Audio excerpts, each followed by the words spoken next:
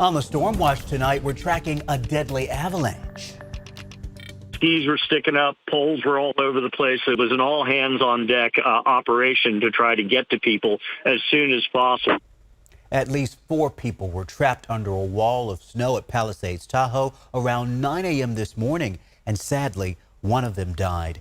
We've been following this heartbreaking story all evening. The ski resort closed for the day and is now expected to reopen tomorrow. We want to show you the Palisades Tahoe ski map. The avalanche happened near the top of the KT22 ski lift on the left side of the mountain.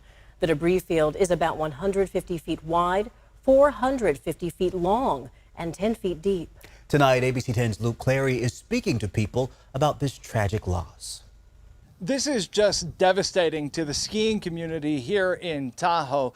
Kenneth Kidd, a 66-year-old man who would have been among the very first on that popular KT22 chairlift as it opened for the first time this season, died when an avalanche rocked the slopes. The guests at Palisades Tahoe on their hands and knees, using their skis and snowboards as shovels in a desperate attempt to save those trapped by the avalanche. Cheers breaking out in this remarkable video as a crowd grows to encourage their efforts. The Placer County Sheriff's Office says their deputies and other agencies arrived shortly after to mount their search and rescue effort. The avalanche happened at around 9:30 Wednesday morning above the GS Bowl area near the popular KT22 Lift, just 30 minutes after it opened for the first time this season, and not far from Sam Montgomery's position on the mountain at the time. Did you actually see the avalanche? No. We pretty much, we were going up into the lift line and then somebody yelled avalanche and then they said we're shutting down right now, and we were just looking around going, what the heck happened? 4 people were trapped. 1 man was hurt but made it out. 66-year-old Kenneth Kidd died. Aaron Lopez arrived tonight. He knows the KT22 lift area well. To learn that just 30 minutes after it opened for the season, for something like this to happen is so tragic. Yeah, I know. I wasn't expecting it at all, honestly. That kind of risk is assumed. I mean, it's unfortunate. You can never, no one can predict an avalanche, right? But the resort says there had been avalanche control assessments in the area. For the past few days, they've been up there doing control work, evaluating weather conditions, setting up all the safety markings, hazard markings, etc., to get it prepared for today's opening. The president and CEO of Palisades Tahoe offering her condolences.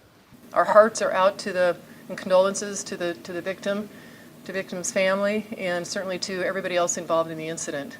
And for a sense of just how popular and iconic the KT22 lift is to people around here, Powder Magazine previewed its opening yesterday, calling it the greatest expert lift in North America. Now, some 12 hours later, it's hard for us to imagine just the excitement among the boarders and skiers as they were among the first to get on that lift for the season this year. And again, a tragic loss for the family of the victim, 66-year-old Kenneth Kidd, and for the entire skiing community here in Tahoe. Back to you. So true, Luke. Thank you.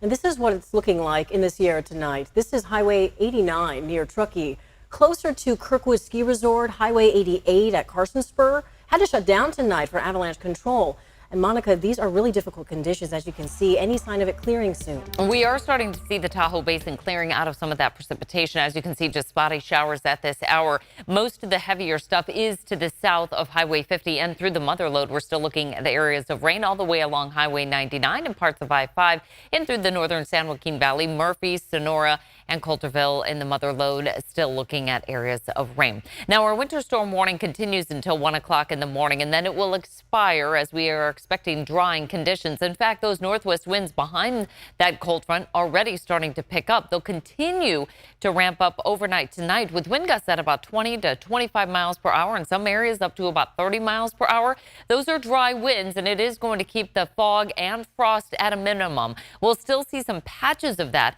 in through our Thursday with clearing skies for tonight. So a pretty good setup for some of that occurring early Thursday morning, but then clearing rather quickly with mostly sunny skies thereafter. after. Now, temperatures, meantime, are still on the cooler side. 40s down low, 20s up top for this Sierra, with our hour-by-hour forecast showing lows once again dropping into the 30s. A crisp start to our Thursday, a dry one, but more rain and snow on the way for the weekend forecast.